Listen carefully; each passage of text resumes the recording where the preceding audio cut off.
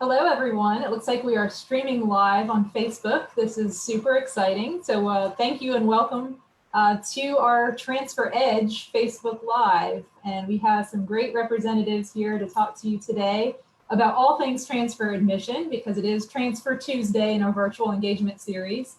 And at the end of this, I'll actually plug a couple more events that are coming up Wednesday, Thursday, Friday, so that you can write those down on your calendar and stay engaged with us. But for now, Transfer Edge Live, and we are live with you on Facebook. So my name is Heather Yush. I'm an Associate Director of College and Transfer Relations at Phi Theta Kappa, which is a fancy way of saying that I get to make friends with people like Nicole and Carissa, who are with us today. And I'm going to go ahead and turn it over to Nicole to briefly introduce herself, and then Carissa. Great. Thank you, Heather. I am Nicole Williams. I am the Associate Director for Admission for Transfer Students at Merrimack College. I'm also adjunct faculty in the School of Higher Education. So any questions about master's programs, happy to fill those later. And also pronouns, she, her, hers. Awesome. I'm Carissa Butler. I'm the Associate Director of Transfer Partnerships at Prescott College in Prescott, Arizona. And I support our online undergraduate portfolio and any transfer articulations for students across the country. So. Thank you so much, ladies, for the introductions. And I'm going to go ahead and get right to the point here. So we've got a great audience with us here. Please ask your questions, and I'll take a look every now and then at your questions and try to roll those into the conversation. But I did prepare a few things, and in all honesty, transparency, I looked at our Facebook group that we have for PTK members and all of our social media pages and tried to find some of the most common questions that you all are asking. So I wanted to make sure that we were giving you some relevant, timely information today. And I chose a fun, engaging format for you. So let's go ahead and get started. I'm going to ask a series of true and false questions about the transfer admission process. And hopefully we don't stump either of our experts here, because that would not be good, right? We want you to learn today. So we're going to start with Nicole with my first true and false question about the transfer admission process. Nicole, an ACT or SAT score is required for transfer admission, true or false?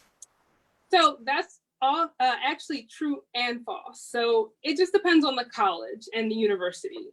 Each university and college has different requirements. So that's going to be something you as a transferring student is going to want to double check. And that's a great opportunity to reach out proactively to the transfer counselor, transfer advisor at the school to just double check.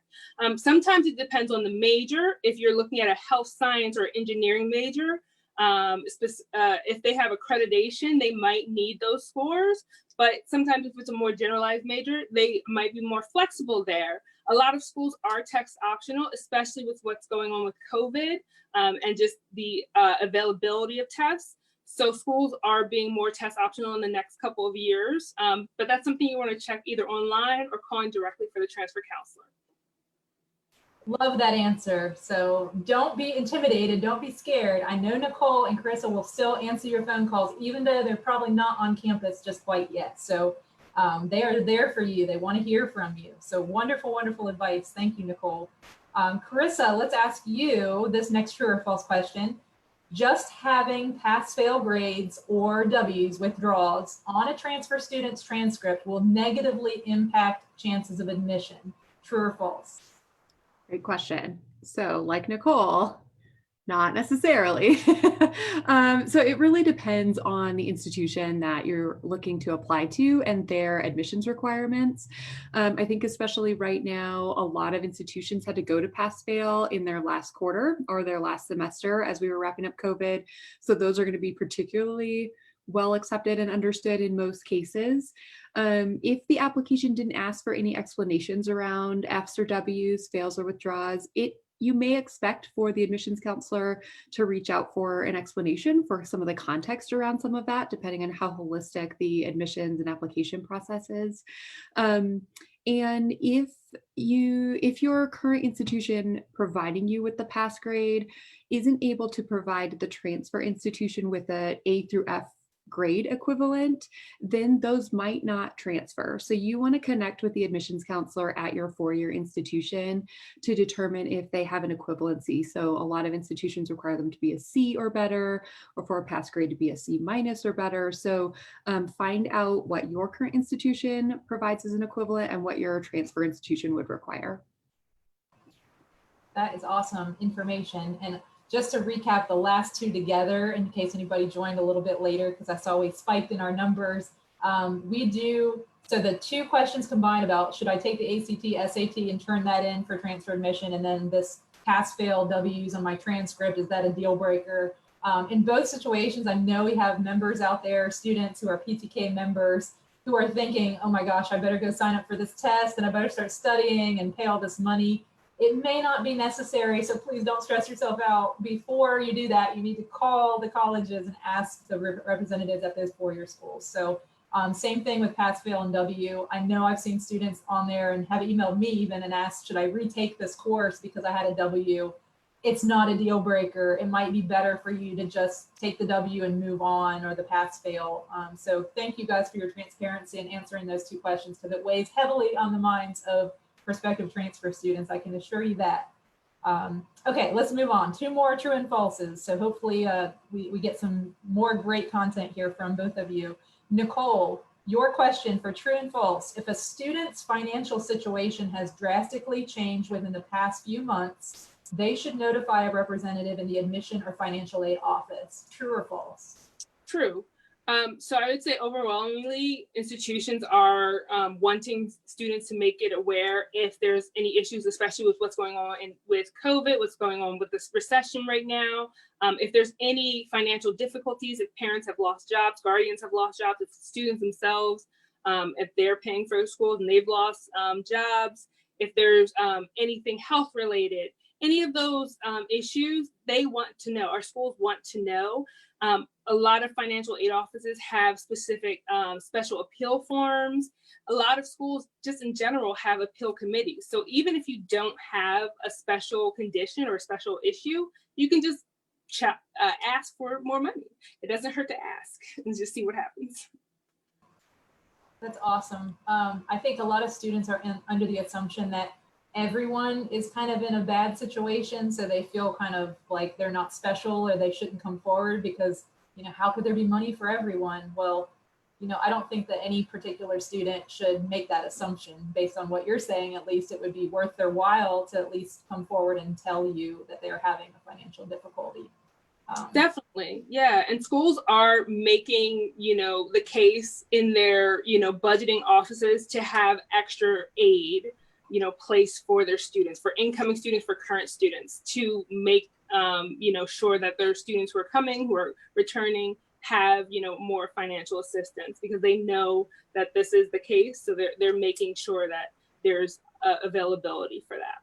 That's really good to hear, and good to know for the students, so that we can better advise our students too. So yeah, Heather, if I can add on to that too, sure, yeah. I also think, particularly for our first generation students, I like to tell my students, you don't know what you don't know, right? And so there is no such thing as a dumb question or a bad question. I just generally encourage all my students to reach out in the application process to all the offices they'll be working with, the registrar, the financial aid, admissions, just to make sure that they're covering all their bases. So is there anything else that they should be thinking about, or anywhere else they should be applying for anything? So there's a lot of money out there and a lot of aid. So definitely reach out anytime with any question. That's great. Great to hear. Thank you guys so much for that, and for letting students know. I'm sure that's like just so much pressure off their chest right now, off their shoulders, to know that schools will actually want to hear their story at this difficult time. So that's really refreshing. Carissa, let me ask you a true and false question to wrap up this little section, and then we'll move on.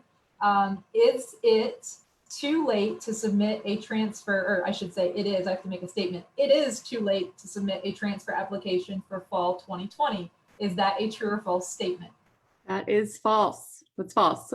So again, check with the institutions that you're looking into, but many institutions have pushed back any early decisions. Often institutions request a decision by May 1, and a lot of that's been pushed back again because of COVID and, kind of the unknown of what to expect. So definitely be exploring and looking into any extended deadlines that may be at your transfer institutions.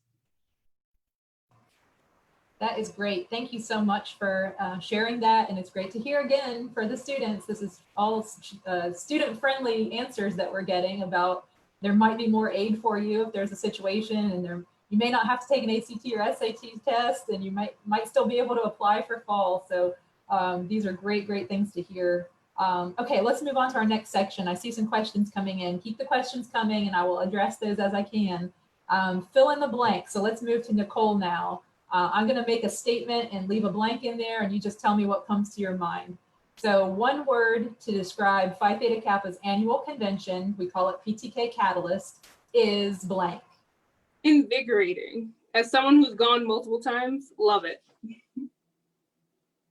That's wonderful. I hope our students that are listening can agree with that. So if you've been to PTK Catalyst and want to drop a line in here and give us your word for that sentence, I find it invigorating too. I think it's probably the most fulfilling thing you can do if you're somebody that really likes to work with transfer students, because it's just all transfer all the time for 3 straight days. So it's so much fun to watch these students celebrate.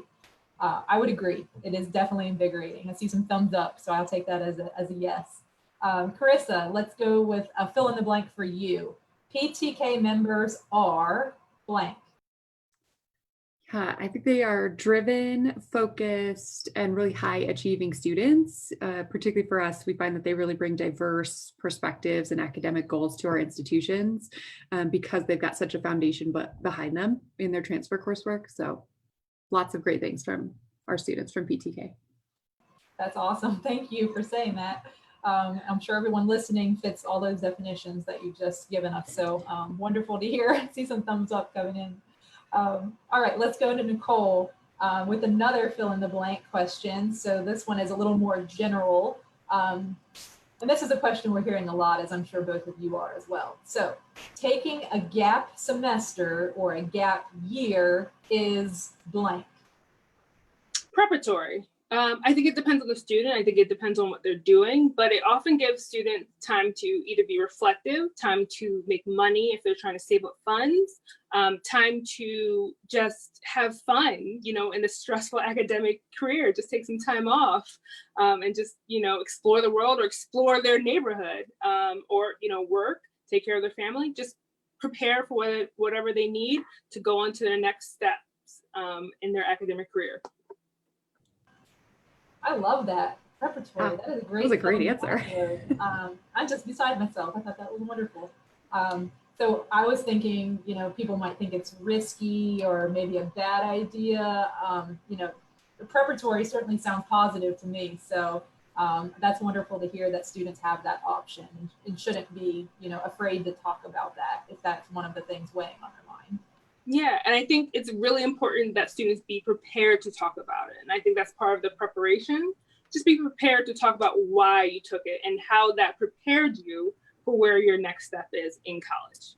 Yeah, that's a great point. And many colleges are offering deferrals for gap years, whether they're formal gap years or kind of a self-exploratory gap year. So if you're applying now and think you might be taking a gap year, like Nicole saying, be ready to kind of talk about why that feels like a good step for you, but be considering asking for a deferral if you would need one. Great point. I've had some students ask about switching like maybe they already applied for this fall and then the COVID, pandemic happened and they're worrying that they might have to go back to work or do things to help support their family. So might even be worth asking, can I move my transfer application like to the next semester or to the next year instead of paying twice and doing it all over again? Some schools I know have been permitting that. So another good reason to ask about that. Yeah, so Merrimack will do that for you, it sounds like. So it's very flexible, so thank you. Great answers.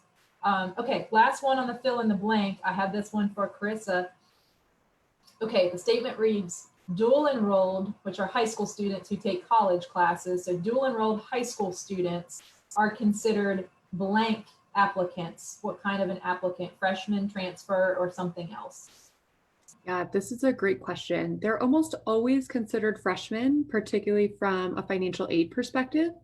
So they'd be awarded first-time freshman scholarships or award packages.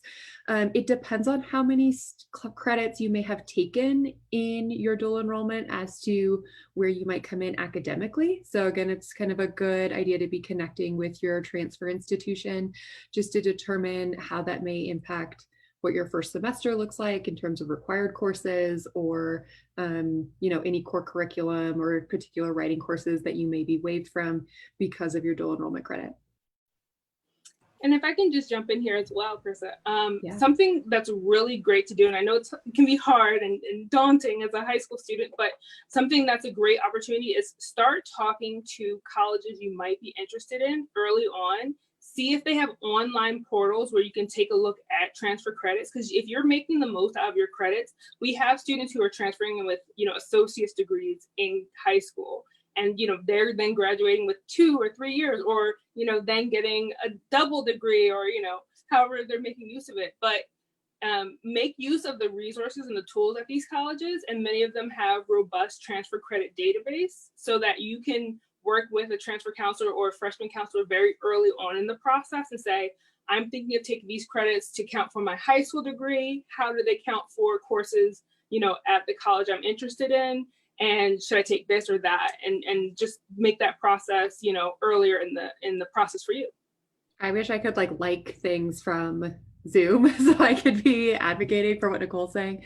Yeah, she's exactly right. Same thing with AP tests. I know a lot of sophomores are looking at AP options. If you've got a dual enrollment option, you likely also have AP. So again, be having those conversations or reviewing academic catalogs early so that you kind of know exactly what your goal score is and how that's going to transfer to your various institutions. Awesome answers. Thank you guys. You're actually answering some of the questions as they're popping up. So I'm trying to keep scrolling down to get to all of these. We're going to continue with a few more. These are a little bit more rapid fire on the end here. So we will go with this last section and then we'll circle back and get a couple of these great questions that are pretty universal. So thank you guys. Keep posting them here. Even if we don't get to them in this little segment of live, I'll answer them once we get done. So please keep them coming. Okay, so this one is called This or That. So this whole section is I'm giving you options, this or that. So Nicole, do you prefer first contact from a student before they apply to your university, to your college, or after they apply to your college? I would say before. And I'll just say that as someone, our school is built on relationships. We're very individualized in our approach. We are a medium-sized school, but we interact as if you are in a very small, close-knit one-on-one environment. So building those relationships very early is key to us, even in the prospect admission process. So we love to hear from our students. Sometimes, with our, we take the advantage of even going out and having coffee meetings and, different things, in your area if we can. So we love to hear from our students.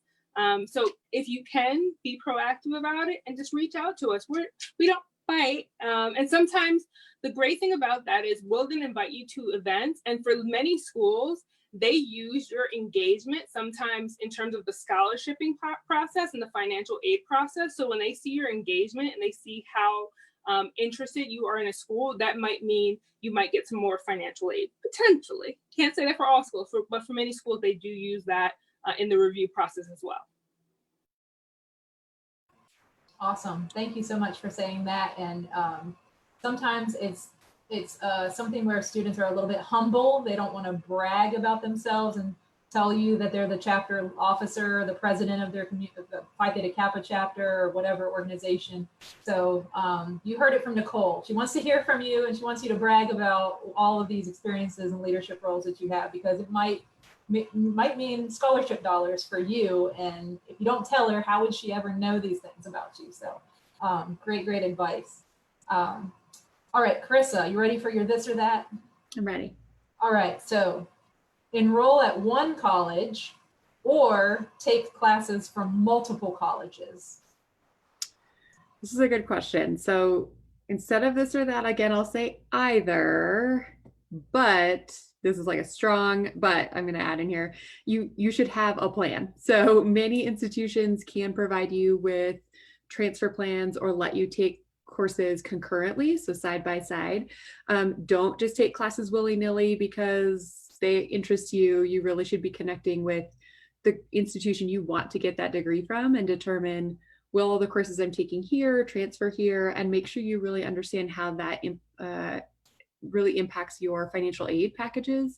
You can split your financial aid across multiple institutions, but often that comes with stipulations around certain enrollment requirements at one or both institutions. So if you want to take classes at a school closer to home, while you're also preparing for some online classes at the four-year school that you want to graduate from, like at Prescott, you could do that, and many institutions you can, but you've got to have a lot of conversations with your academic advisor, financial aid, to make sure you've got all those I's dotted and T's crossed so that's done correctly.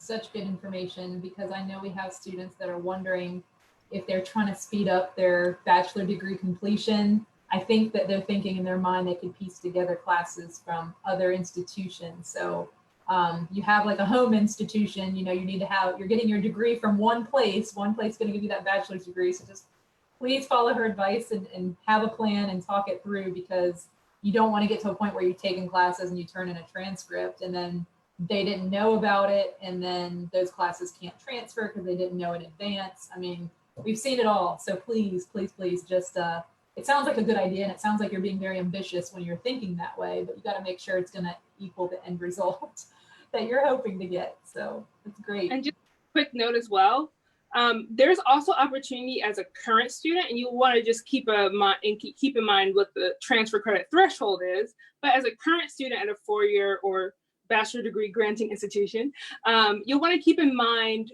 also if you can take credits at an institution during the summer or winter semester that you can transfer in back, because that's also an opportunity. And that's something you can take advantage of as well, again, with planning with your advisor and things like that. But sometimes if you don't always finish all of the courses you wanted to take ahead of time, that's another cost saving measure, or just another way to speed up, you know, the degree completion as well. Wonderful stuff. Thank you guys so much for answering that. It's a difficult question, you know, to think about just with everything that's happening today. And I understand people want to stay close to home for a lot of reasons. So it's good to hear it's possible, but, you know, definitely proceed with caution on that one. All right, these last four, I think, are going to help us get a little better feel for Merrimack College and for Prescott College. So as we kind of told in the beginning, for all of those just now joining us, this is kind of the end here. We're about to wrap up and take some of your live questions. But Merrimack, we've got from the Northeast, from Massachusetts, and then Prescott College is in Arizona. So we're in kind of different geographically diverse places. So let me start and ask Nicole this one. For you, would you say for this or that, hiking or skiing? Both. So we're in a great geographical region for both. We have great hiking, biking, running trails all around. We also have a lot of different ski mountainous areas, also very close by, and also some beaches not too far a drive as well. So whatever you're looking for, we pretty much have, you know, if you're into the greensy part of things and getting out there outdoorsy. And then we have a lot of clubs to support that as well.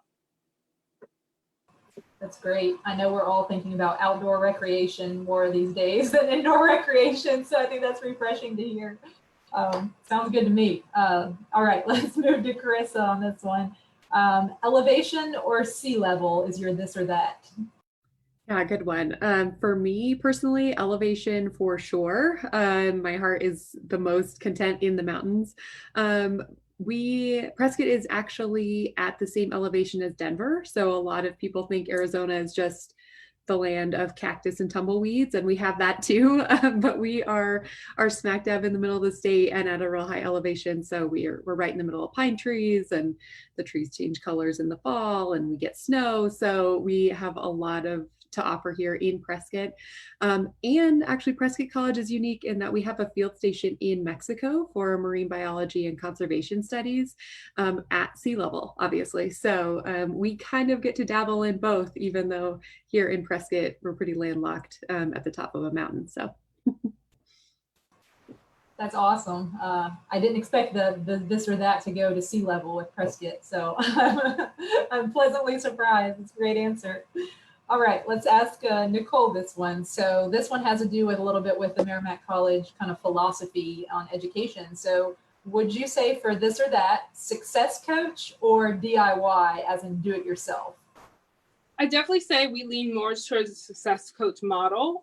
So for us, all students coming in get both an academic advisor and a career advisor in their academic area. And then we also attach to them a success coach. And that success coach is going to provide with them a lot of tools around just social development, professional development, academic development. So if you have test anxiety, if you need an additional person to talk to about picking classes, if you just want someone to just help you figure out, how to figure out your schedule and then how to figure out your sleep patterns and things like that.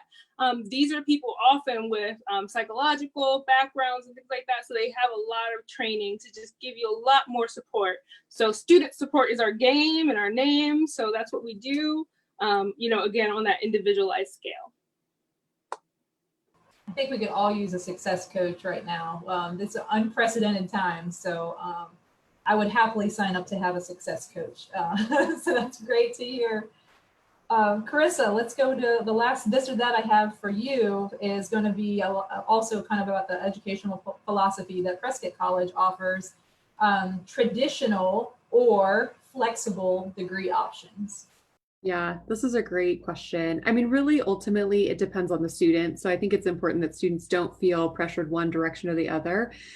Personally, I feel flexible through and through. I think now more than ever, students really want a say and deserve a say in what they're really learning and the skills that they're gaining to propel them to the next level of their personal life and career.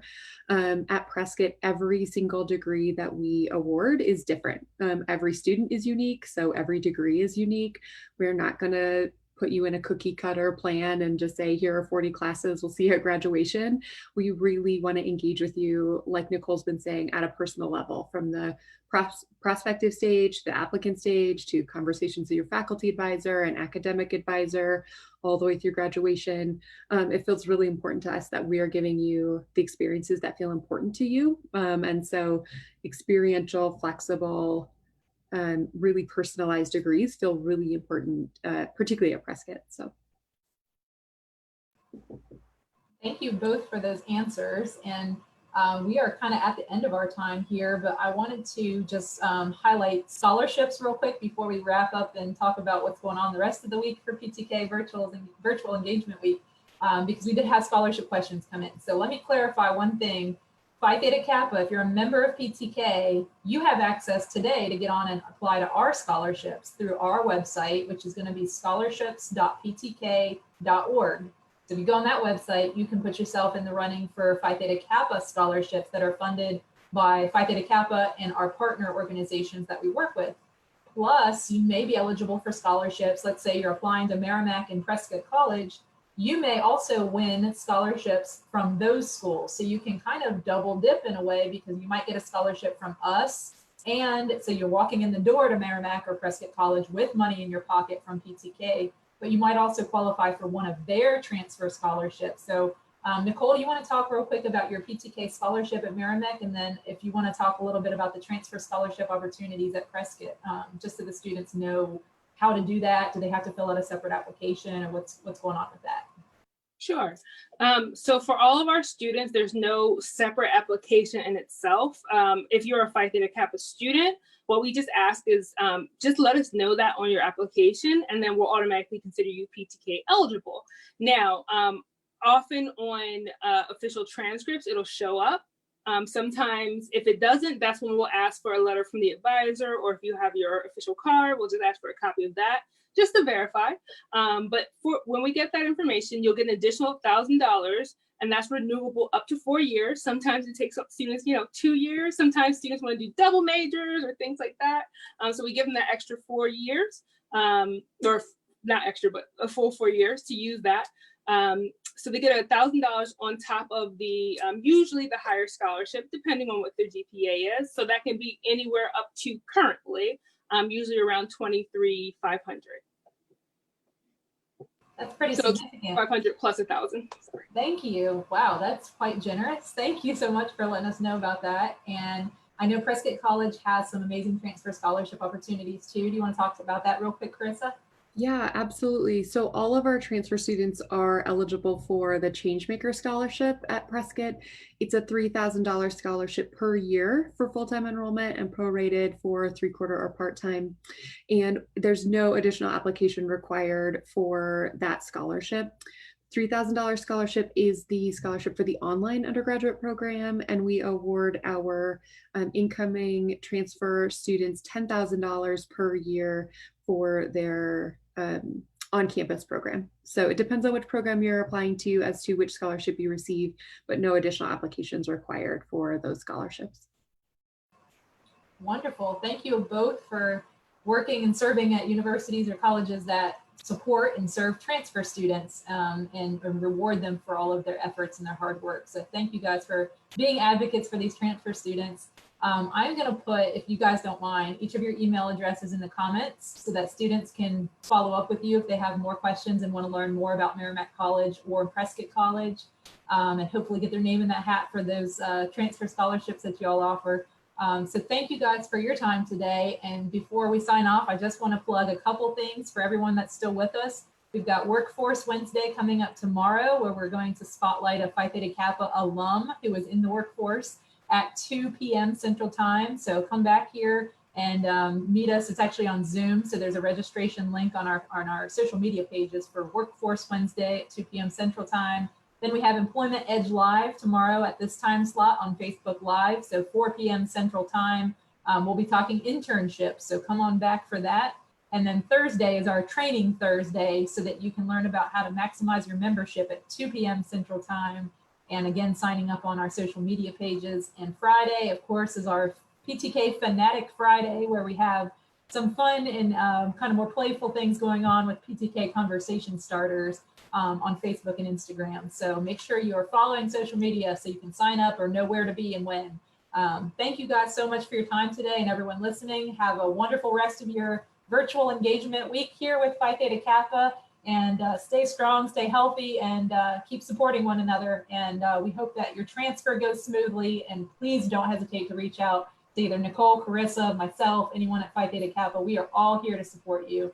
Good luck with your transfer journey, everyone. Thanks again. Thank you. Thank you.